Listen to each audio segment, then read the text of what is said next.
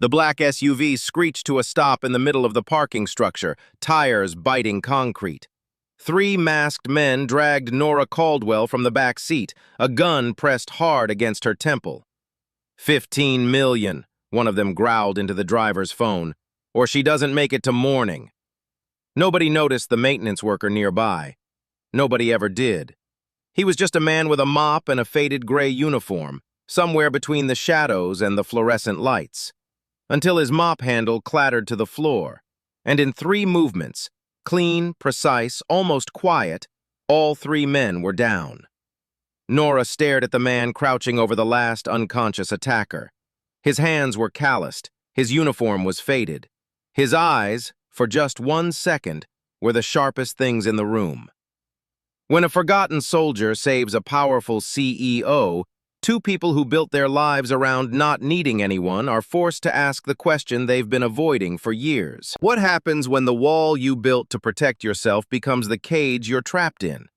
This is their story. Cole Mercer was a man who had learned deliberately to disappear.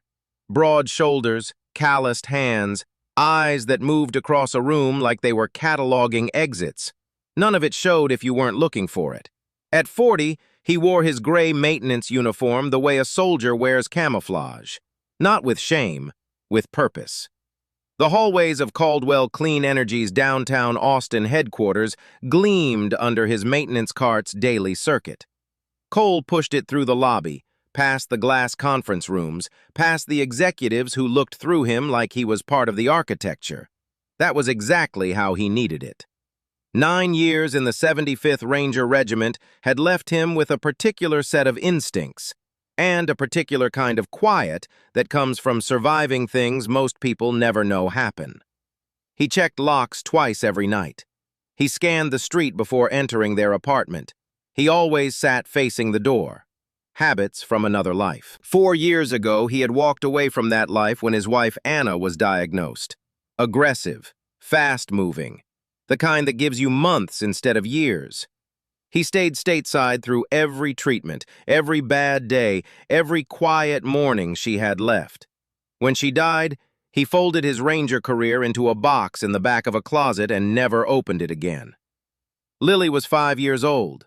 She needed a father who came home every night, not one who disappeared into classified work on the other side of the world. So Cole Mercer became invisible, and for 4 years, invisible had felt like safety. On the shelf in their apartment, beside the library books and Lily's artwork, sat a brass compass, dented, heavy, military issue. He had carried it through every deployment. Now it sat still, the way he did. Nora Caldwell existed in a different world entirely. At 36, she ran Caldwell Clean Energy with the kind of precision that made rivals nervous and investors grateful. Auburn hair pulled back into something exact. Suits that functioned as armor. A corner office on the 32nd floor with a view of the Colorado River she almost never stopped to look at. She had built her company from a single patent and a rented garage, back when people told her renewable energy was a niche market, and a woman under 30 had no business pitching to institutional investors. They stopped saying that around the time her valuation crossed $2 billion. Orphaned at 13, a car accident, a rainy highway, a night she did not discuss, Nora had spent her teenage years in foster care, learning a truth that served her well in business. The only person you can count on showing up is yourself. She funded her own scholarship. She taught herself systems engineering through borrowed library books and free online courses. She built something real from nothing through sheer refusal to stop. The business press called her the Iron Compass of Clean Energy. She accepted the nickname without comment. But at night, in her downtown penthouse, Nora sometimes stood at the floor-to-ceiling windows and watched the city she had helped reshape, and felt precisely nothing. Just the hollow quiet of a life built entirely outward. Success without someone to hand it to at the end of the day.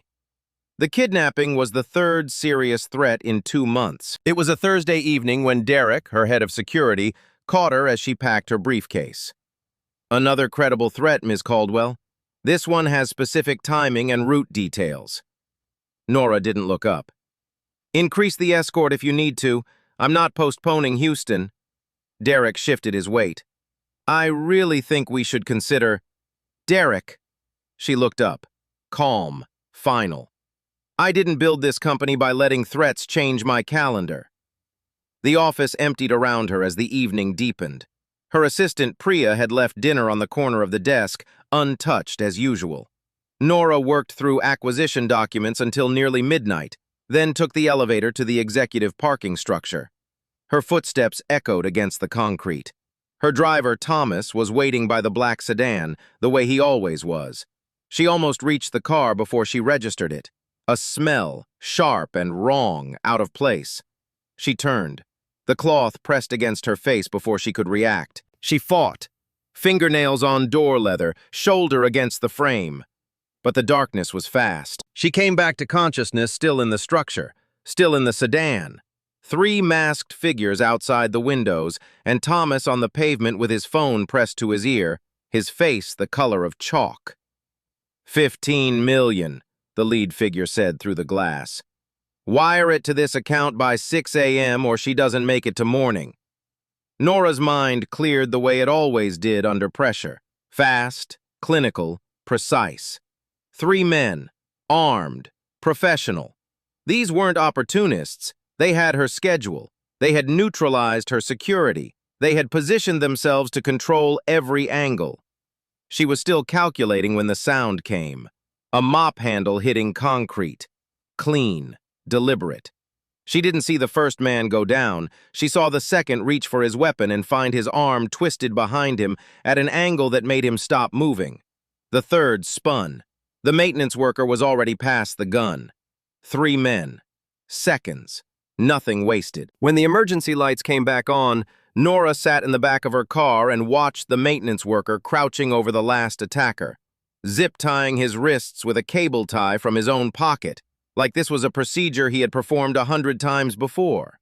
His eyes, when they finally met hers, were not the eyes of a janitor. When building security arrived, alerted by Thomas's panic button, they found 3 restrained men, a shaken CEO, and a maintenance worker already back at his cart. "Who are you?" Nora said, not breathless, just direct. "Cole Mercer, ma'am, maintenance." His eyes went back to the floor. "Third shift, floors 20 through 32. "That's not what I'm asking." He met her eyes then, briefly. Something in his expression was careful, a door closing. "It's better for both of us if it is," he said.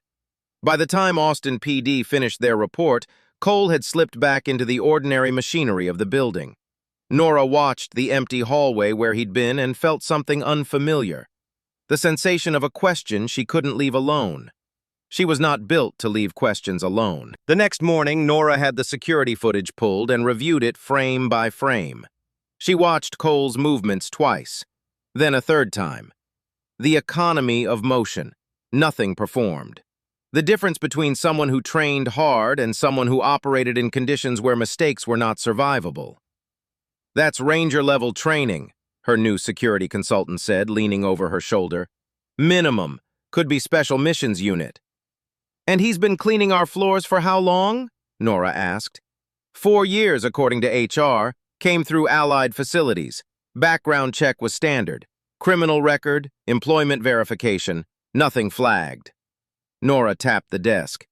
"Nobody with that training disappears into a maintenance role without a reason. I want everything." Priya had fragments by noon. Cole James Mercer, age 40, employed through Allied Facility Services. Prior to 4 years ago, almost nothing. A sparse trail that looked, to Priya's eye, almost deliberate. "Use my Pentagon contacts," Nora said. "Someone there knows who he is."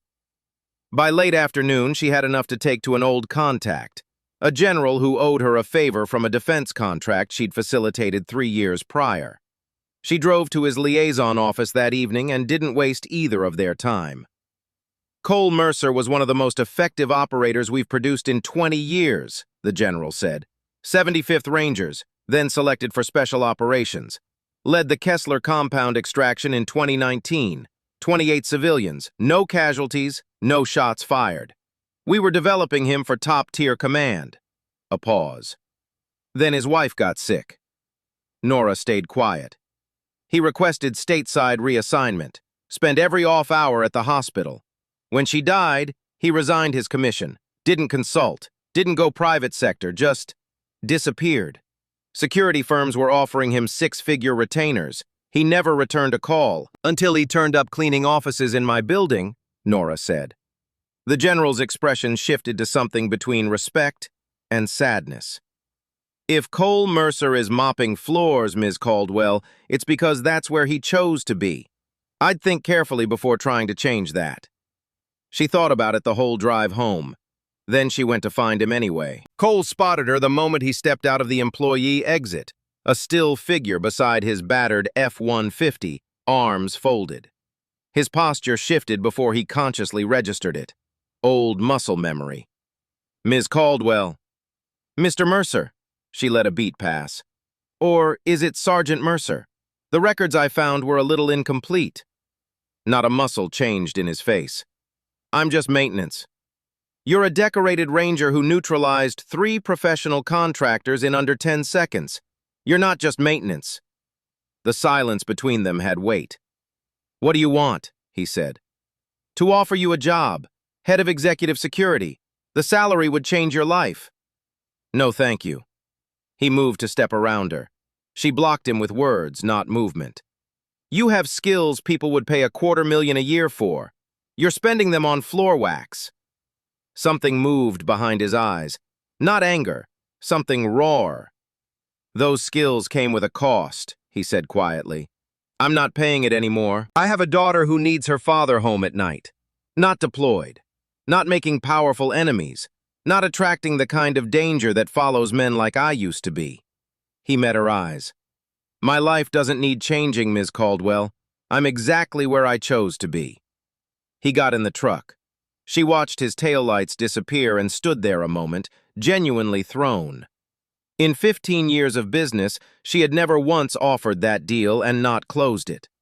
She drove home thinking about what that meant. The next morning, a manila envelope sat on her keyboard. No postage, no name. Inside, 14 pages. A complete security assessment of Caldwell Energy's executive protection protocols. Every gap, every weak point, every vulnerability in building access, travel routes, and digital systems, each one documented with specific implementable countermeasures. The note in the envelope was 4 words. Fix these. Professional courtesy. Nora read it twice. Then she set it down. Priya, find out everything about Cole Mercer's daughter, school schedule, current projects. A pause on the other end of the line. Are you sure that's the right? I'm sure I want the information, Priya. By that afternoon, she knew Lily Mercer was working on a navigation project for school, a hand-drawn star map for a unit on exploration and celestial positioning. Her teacher's notes mentioned she was struggling with coordinate accuracy, that she kept erasing and starting over. Nora looked at the star map materials on her second monitor for a long time. She also read the other item Priya had attached. Cole and Lily lived in the Riverside Flats apartment complex, a mid-century building in the Barton Creek neighborhood scheduled for demolition in 90 days, to be replaced by a waterfront luxury development. The development company was Caldwell Properties, her own real estate subsidiary. 37 families. She had approved the acquisition 8 months ago during a board meeting where she had barely looked up from other agenda items. 37 families. One of them was an 8-year-old girl who kept erasing her star map and starting over. Nora sat in her 32nd floor office and felt something crack. Not dramatically, just quietly. The way ice sounds before it shifts. Saturday morning, Lily Mercer sat at the kitchen table surrounded by graph paper, a protractor, a library book on celestial navigation, and the particular frustration of a child who understood exactly what she was trying to do and couldn't get the angles right. Polaris keeps coming out too close to everything else, she told Cole, who stood at the stove with coffee and a complete inability to help with star charts. Maybe Polaris is just modest, he offered. Lily gave him the look she used when someone said something that didn't help. A knock at the door. Cole was at the peephole before the second knock. The woman on the other side was almost unrecognizable. Jeans, plain jacket, auburn hair loose around her shoulders. But it was unmistakably Nora Caldwell. He opened the door on the chain. "How did you find where we live?" "I run an energy company, Mr. Mercer. Data analysis is foundational to what we do." Her voice was confident, but there was something behind it. Uncertainty or something close to it. "I heard your daughter is working on a navigation project. I have a background in systems mapping. I thought..." "Dad!" Lily appeared at his elbow, peering through the gap. "Is she here about my star map?" "No," Cole said. "I could be," Nora said, looking past him at Lily. "If your dad says it's okay." Lily turned her eyes upward. The expression she used, the one that carried her late mother's patient insistence, was not a fair weapon, and she deployed it without hesitation. Cole exhaled through his nose and took the chain off the door. The apartment startled Nora the way that real things sometimes startle people who have been insulated too long from them. A water stain on the kitchen ceiling, furniture that didn't match but was arranged with care, 2 bookshelves overflowing and organized by reading level, 1 entire wall covered in Lily's artwork, each piece mounted in hand-cut construction paper frames. And on the shelf beside the TV, a photograph of Cole, a woman with dark eyes, and a much younger Lily, all 3 squinting into some bright outdoor light. The frame was worn at the corners from handling. Anna, Nora thought. Beside it, the brass compass, dented, heavier looking than a compass had any right to be. For 2 hours, Nora sat at the kitchen table with Lily and a piece of graph paper, explaining coordinate systems in the language of an 8-year-old who was, it turned out, ready for the real explanation. "Navigation is about knowing 2 things at once," Nora said. "Where you are and where true north is. Everything else is just math." "What if you don't know where you are?" Lily asked. "That's what the stars are for. You find fixed points. You triangulate." "Dad says the compass always knows," Lily said matter-of-factly, pointing to the shelf. "He carries it everywhere." Nora glanced at Cole. He didn't comment. "He's right," she said. "The star map came together. Coordinates precise, Polaris fixed at true north, the Big Dipper's pointer stars doing their ancient job." "Why do you live in a building all by yourself?" Lily asked suddenly without looking up from her work. Nora paused. "How do you know I live alone?" "Dad says quiet apartments smell different than loud ones. Yours does. Nobody cooked breakfast there this morning." "Lily," Cole said from the kitchen, "it's all right." Nora thought for a moment. "I work a lot. It doesn't leave much room for other things." "That sounds lonely." "Sometimes it is." Lily considered this with the serious deliberation she brought to everything. "Does your company make you birthday cakes?" "Not exactly, no." "Then it's not really like a family," Lily concluded, and went back to her star map with absolute certainty. Later, as Nora prepared to leave, the completed star map drying in the afternoon light, Polaris exactly where it belonged, Cole walked her to the parking lot. She had driven a plain gray Civic. He had been expecting something European and expensive. "You didn't have to do this," he said. "I wanted to." A pause. "She's exceptional." "She is." He kept his voice level. "You know this building comes down in 90 days. Nora didn't look away. "Yes." "Caldwell Properties. I found out 3 weeks ago. I've been looking for an apartment we can afford within her school district." His voice was even. The edges were still there. 37 families. "I've halted the demolition," Nora said. "The building is going to be renovated instead. Existing tenants can stay. I signed the order this morning." Cole studied her face, looking for the transaction underneath the gesture. "Business decision," she said before he could ask. "Renovation has better long-term positioning for the subsidiary." She didn't meet his eyes. "Why, really?" he said. A long pause. "Because I signed that demolition approval without knowing who lived there," Nora said. "And now I know." She got in the car. That night, in her penthouse, which did, as Lily had correctly diagnosed, smell like nobody had cooked breakfast there that morning, Nora opened her laptop and searched Ranger Hostage Negotiation Doctrine. Then, on a second tab, she pulled up the files on Caldwell Properties' other pending residential acquisitions. There were 11 of them. She stared at both tabs for a long time. Monday morning. A note tucked under the lid of his supply cart. Security office, 9 a.m., NC. He almost let it sit. Then he went. Derek's box of personal items was by the door when Cole arrived. Nora stood at the head of the conference table. Derek missed 3 infiltration attempts over the last 6 weeks, she said without preamble. You logged all 3 in your maintenance incident reports. I only found them when I cross-referenced your notes against building security logs. Cole sat across from her. Force of habit. I wasn't trying to overstep. I know. She slid a folder across the table. I'm offering a 2-week consulting engagement. Security review for the Houston Energy Summit. The biggest contract signing in our company's history. Your regular position stays covered. Full confidentiality. She slid an envelope alongside the folder. Cole opened it. The check, and behind it, a 1-page lease amendment. Riverside Flats, Unit 4B. Designated building supervisor. Housing covered. Modest monthly stipend. Indefinite term. That's leverage, he said. That's investment. She held his gaze. 2 weeks, Cole. Review our security, get us through Houston. Then you walk if you want to. No strings. He looked at the check again. It was almost exactly what Lily's college fund needed to look like by next year. 2 weeks, he said. The 2 weeks changed something. They worked late most evenings in the Caldwell Energy Security Center, Cole systematically dismantling every vulnerability in their protocols while Nora observed, asked precise questions, and absorbed everything he showed her. She was, he realized, probably the fastest learner he had ever worked alongside. She didn't pretend to know things she didn't. She didn't get defensive when he identified flaws. She just took notes and fixed them.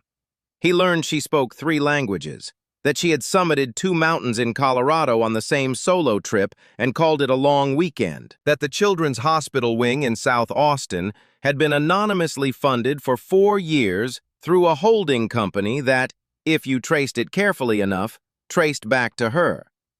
You don't take credit for the hospital, he observed one evening. Credit creates expectations, she replied. I prefer to just do the thing.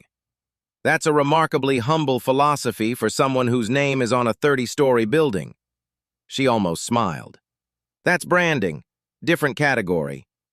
One Tuesday afternoon, Lily came down with a fever. Strep throat, 103 degrees, school nurse calling at 2 p.m. Nora appeared at the apartment that evening. Cole had not contacted her.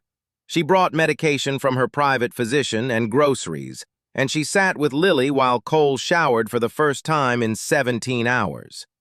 When he came out, Lily was asleep with her head on Nora's arm, and Nora was very carefully not moving. He made coffee. They sat on the small balcony while the city worked through its nighttime rhythms below them. Why do you keep doing things like this? He asked. Nora considered the question genuinely. I've spent most of my life in relationships that were transactional. Everyone wants something. Funding, access, a connection. You're the first person in years who refused what I offered. She paused. It made me want to understand what you actually needed instead. He looked at her. And it turns out what you needed was just someone to show up. She looked at the city below. I'm trying to learn how to do that. The Houston Energy Summit ran 3 days in a downtown hotel ballroom. An international delegation. A clean energy grid partnership worth $800 million over 10 years.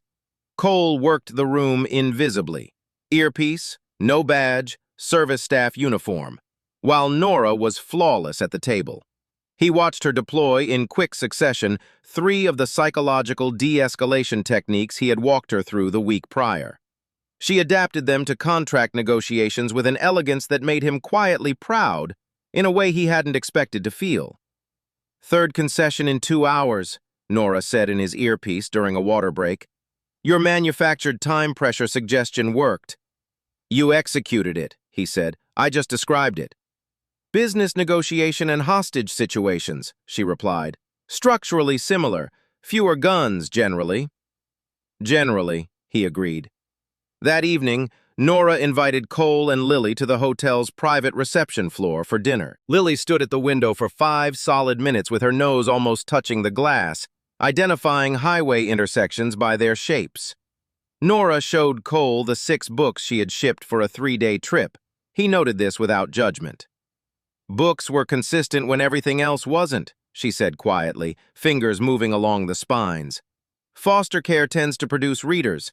You move too often for anything else to feel permanent. His hand brushed hers as they reached for the same volume at the same moment. Neither moved away immediately.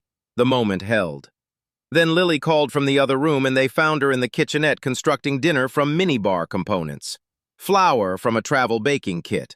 Crackers arranged in the approximate shape of a meal. I wanted to make something for the occasion, she explained. Nora laughed, genuine, unguarded.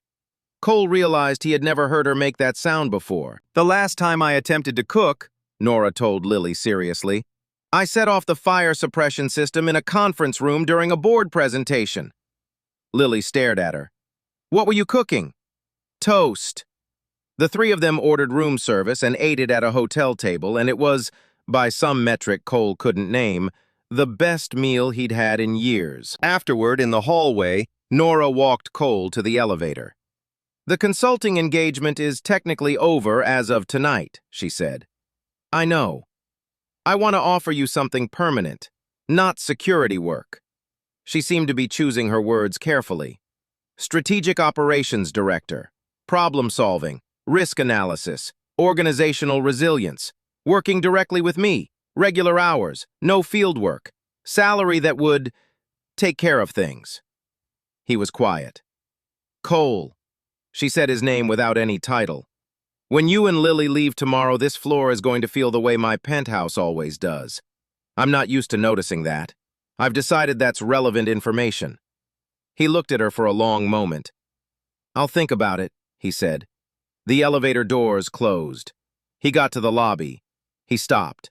He thought about the star map on the kitchen table, about the compass on the shelf, about the woman upstairs who had taught herself to triangulate fixed points in order to find her way home, and still managed to end up somewhere with no map. He went back up. When she opened the door, he said, I'll take it, but I have conditions. Her expression shifted, guarded hope, which was the most honest thing he had ever seen on her face. Lily comes first, always, no exceptions for her schedule. Done. We keep the professional and personal separate until we understand what the personal is. A pause. Is there a personal? There could be, he said. That's why we need the boundary. She nodded. Anything else? Your car service picks up Lily on days I can't. The school bus has 3 unmonitored handoff points. The corner of Nora's mouth moved. Already arranged. 3 months later, Cole stood beside Nora in the Caldwell Energy boardroom as she presented the company's restructured crisis response division to the executive team. Their combined approach, her systems architecture, his operational instinct, had already been requested by 4 peer companies for consultation. Employee retention was up. 2 clean energy storage patents had emerged from the teams Cole had quietly reorganized. The stock had climbed 23%. That evening, returning to her office after the meeting, Nora found an email she had not been expecting. Photographs. Cole and Lily at Barton Springs. Nora at a coffee shop. The 3 of them outside the Riverside Flats. The attached message. Powerful women shouldn't have such obvious vulnerabilities. Nora called Cole. Raymond Holt, she said. Former business partner. I testified against him for securities fraud. Released from federal custody 6 weeks ago. Cole was already pulling security logs. We need to revise your daily protocols. Tonight. The Houston contract renewal is in 4 days. The re-signing of the biggest deal in our history. Holt is trying to unsettle me before the table. This isn't about unsettling. This is surveillance. He's been watching all of us. I'm not canceling. His voice shifted. Nora, that's my professional assessment. She was quiet for a moment. I hear it. We go forward carefully. Cole accepted this with the particular expression of a man who was going to be especially careful whether she wanted him to or not. The contract renewal ceremony was held at Caldwell Energy headquarters. A formal signing, then a reception for the international partners. Cole worked the room with quiet efficiency, simultaneously tracking a dozen people without appearing to watch any of them. Nora was extraordinary at the table. She remembered the lead negotiator's daughter's university major. She referenced a comment from a prior meeting 18 months ago without consulting notes. The partners were reassured in exactly the right sequence. Midway through the reception, Cole registered the problem. A catering server he didn't recognize. The stance wrong. Exit scanning too systematic. The posture carrying the faint formality of someone operating under instruction rather than hospitality. His phone vibrated at the same moment. A text from Lily's teacher. Cole, Lily wasn't picked up at dismissal. A woman showed a photo and said she had authorization from your office. Is everything all right? The cold that moved through him was not like fear. It was older and quieter than fear. He crossed to Nora in 4 steps and showed her the screen. Go, she said immediately.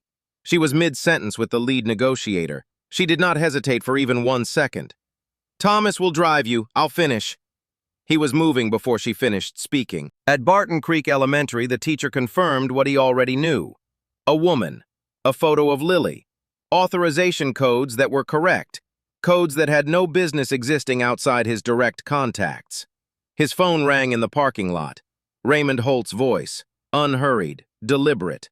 Your daughter is fine, Mercer, for now. Tell Caldwell to wire $25 million to this account by 10 tonight, or Lily doesn't come home. Nora arrived 6 minutes later. Her car was still moving when she stepped out of it. We pay, she said. Not a question, an instruction. No. Cole's voice was level. It contained something much quieter than volume. Once Holt has the money, Lily is a liability. There is no reason left to keep her safe. Cole. I have worked 31 hostage situations. He met her eyes steadily. I have never lost one. But I need you to follow my lead completely. I know that's not how you operate. I know this is the hardest thing I could ask you for. His voice changed, just slightly. Trust me. She searched his face. Okay, she said. What happened in the next 2 hours was something Nora would later try to describe to Austin PD investigators and find she lacked the vocabulary for. Cole called Holt back. His voice was different, calibrated, almost warm, carrying the specific ease of someone managing a connection carefully. He acknowledged Holt's leverage without yielding to it. He created a technical complication that bought 30 minutes. He extracted Lily's location through 4 questions so casually threaded into the conversation that Nora only recognized them afterward, listening back through the recording. A vacant commercial space in South Austin, former restaurant, street level. In the car, Cole laid out the approach. Nora listened, then said, I'm going in through the front. No. Holt wants me. He's using Lily to get to me. I walk in. I hold his attention. Nora, I am not putting you in a room with a man holding a weapon. You taught me de-escalation. You taught me to use time and information as leverage. She held his eyes. Let me use it. For Lily. For you. He looked at her for 3 long seconds. The moment you feel it shift, you move left. There is a support column just inside the entrance. You get behind it. He held her gaze. You don't improvise. You don't get heroic. You follow the script. I follow the script, she said. She walked in alone, calling Raymond Holt's name in the voice she used when she had already won and was just waiting for the other party to realize it. Holt emerged from the back of the space. Older than she remembered. Angrier. He had a weapon on her before she finished crossing the room. The untouchable Nora Caldwell, he said, coming to negotiate your way out again. I transferred $12 million as a show of good faith, she said calmly. You'll get the rest when Lily is with her father. He laughed. You're not running this. Neither are you, she replied. The building has been covered for the last 4 minutes, but I'm offering you a different option. She kept her voice measured, the tone Cole had described as, give them a door. The full amount, A head start. Exit documentation through my legal team. We developed this protocol for high-risk witness relocation. I adapted it. Behind Holt in the back corridor, a shadow moved without a sound. She kept talking. Her eyes didn't move toward the shadow. Revenge doesn't pay your creditors, Raymond. It doesn't undo what a jury decided. What you actually need is a way out. I'm offering you one. Cole's voice in her earpiece. One word. Clear. Her posture settled, barely. A slight shift of weight. "It's over, Raymond," she said. Holt lunged. She stepped left, not away from him, but sideways, exactly as Cole had shown her, redirecting his momentum rather than running from it. He stumbled. The door came in behind him. Outside, Lily sprinted across the parking lot and hit her father at full speed. He held her. He didn't move for a long moment. Then Lily pulled back, looked over his shoulder, and extended her arms toward Nora.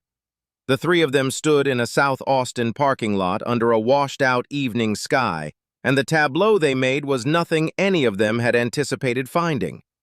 It was real, and it was theirs, and none of them moved away from it. Later, Holt in custody, Lily asleep at the Riverside Flats with Cole's neighbor watching over her, the two of them sat in the quiet of his kitchen. "You could have stayed back," Cole said, "when I told you I was going in." "You mean the second time," Nora said. "The first time you told me no, the second time I told you." He almost smiled. I recognized the look. "What look?" "The one that means the decision is already made and you're telling me, not asking me." A pause. "Anna used to look like that." Nora was quiet. "You risked yourself for my daughter," Cole said. "She matters to me." Nora's voice was uneven in a way that had never happened in any boardroom she'd ever sat in. "You both do. I didn't understand how much until tonight." She looked at the brass compass on the shelf. "I've spent my whole life navigating by fixed points, assets, outcomes, deliverables. And somewhere along the way, you two became the fixed points." Cole reached across the table and covered her hand with his. "When Anna died," he said quietly, "I thought the only way to protect Lily was to make us both invisible, small, unreachable." He turned her hand over in his. "I've been carrying that compass for 4 years and calling it wisdom, but I was just hiding." He looked at her. "I don't want to be invisible anymore." "Neither do I," Nora said. It was not dramatic. It was something quieter and more true. Two people, in a kitchen with mismatched chairs and a star map on the wall, choosing to be found. 6 months later, the Caldwell Energy annual investor presentation opened with something the financial press had not seen from this company before. A standing ovation before Nora had said a word. The Second Start initiative, Cole's program, Nora's funding, had placed 63 veterans and single parents into technical roles in clean energy over its first quarter. Attrition was a fraction of industry average. 3 projects had accelerated by months. Cole addressed the investors directly, which was new. He was, it turned out, an effective speaker when the subject mattered to him. "There are people in this country who spent years learning to operate in the world's most complex, highest-stakes environments," he said. "Then they come home and find no door that fits them. This initiative is a door." Afterward, board member Gerald Voss pulled Nora aside with the concerned expression of someone about to say something presumptuous.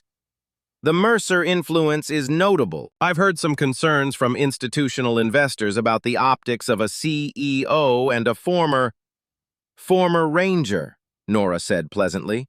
"Decorated. 31 successful extractions. Currently running a veteran employment program generating more investor goodwill than anything we've announced in 3 years, while increasing our crisis operations profitability by 44%. She met Voss's eyes with complete equanimity. "If the board wants to evaluate my judgment, I welcome that. They'll find the numbers support it." She left him in the hallway and found Cole waiting by the elevator. "Board problems?" he asked. "Nothing I haven't handled before." She checked her watch. "Lily's presentation is in 40 minutes. Barton Creek Elementary's science fair." Lily stood beside her project. Navigational resilience. How ancient star maps adapted to new discoveries. with the self-possession of someone who had thought carefully about her subject and was not remotely nervous. "The interesting thing about navigation," she told the judges in a voice that carried through the gym, "is that the stars don't change, but how we understand them does. And every time we learned something new, we had to redraw the map, not throw it away, just update it." She held up her original star map from 6 months ago. Then she held up the revised version beside it, more precise, more complete, the same true north. First place, unanimous. When the principal announced it, Lily beamed at the two people in the crowd who had helped her understand that navigation was about knowing where true north was, and that everything else was just math. Nora squeezed Cole's hand. He did not let go. That evening, an official letter arrived from the Department of the Army. Cole's service record amended. Previously classified operations formally acknowledged. Commendations approved that had sat in bureaucratic limbo for 4 years. "How?" he asked Nora. "I had some conversations at the Pentagon. I may have been persuasive." She looked at him calmly. "Lily should know her father's record." He read the letter twice, set it on the shelf beside the compass. His phone filled with messages from people he hadn't heard from in years, men and women who had disappeared into civilian life the way he had, quietly and without ceremony. Every one of them had a question that sounded like, "Is there room for me?" One text from his former commanding officer, "Knew you'd find your way back, Mercer. Different terrain, same soldier." Cole stood on the small balcony in the Austin evening and read it twice. Nora appeared in the doorway. "Regrets?" she asked softly.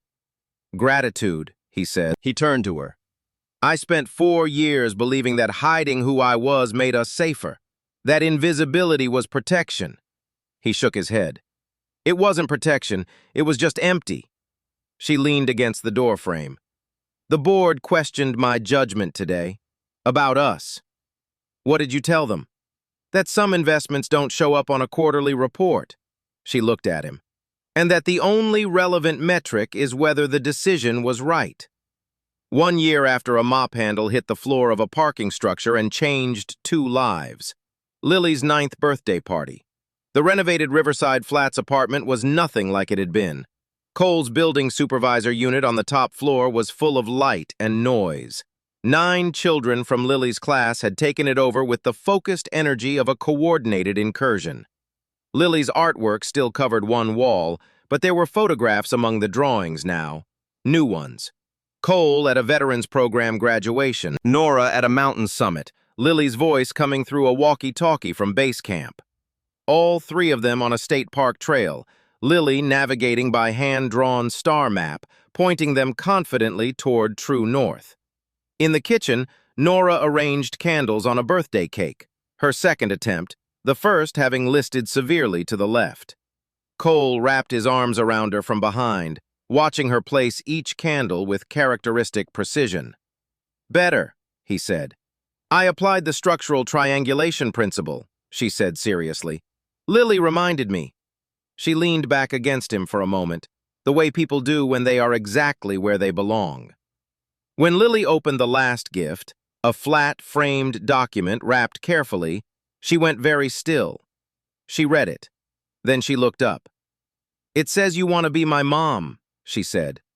Her voice was matter-of-fact in the way of children who have already decided how they feel about something. "Officially." "If you want that," Nora said. Lily looked at her with Anna's quiet eyes and said simply, "I already decided a long time ago." The room filled back up with birthday noise, and Cole stood in the middle of it and let himself be there. Completely, unguardedly there. Later, after the guests had gone and Lily had fallen asleep between them on the couch, like a small, determined anchor, they carried her to bed and stepped out onto the balcony. The Austin skyline spread out below, not the same city it had been a year ago, or maybe just not the same eyes looking at it. Cole held the old brass compass in his palm, turning it once, the way he always did. "Tell me the real version again," he said. "How we met." "The real version," Nora said slowly, "is that 2 people with very good reasons to stay hidden decided one piece at a time, that being found was worth the risk. He closed his hand around the compass. "She's a good teacher," he said, tilting his head toward Lily's room. "The best," Nora agreed. Below them, the city went on doing what cities do, indifferent, relentless, full of people building walls or carefully taking them down. But here, in the earned quiet of a life that had been slowly, carefully chosen, three once broken people had found something that didn't need a better word than home. Not because the pain had vanished, not because the nightmares never came, or because the walls never tried to rebuild themselves, but because when those things happened, and they did, there was someone on the other side of the door. And that, it turned out, was the whole equation. You may have spent years building walls and calling them wisdom, making yourself small and calling it safety, keeping people at arm's length and calling it strength. Cole and Nora didn't find each other because they were whole. They found each other because they were both, finally, willing to be seen. In all their complexity, all their damage, all their stubborn, exhausted, beautiful refusal to stop. Real strength is not the absence of need. It is the courage to name what you need and trust someone with it. True north doesn't move. You don't have to change it. You just have to stop running from it and be willing to look up. The compass always knows. The question is whether you're brave enough to follow it.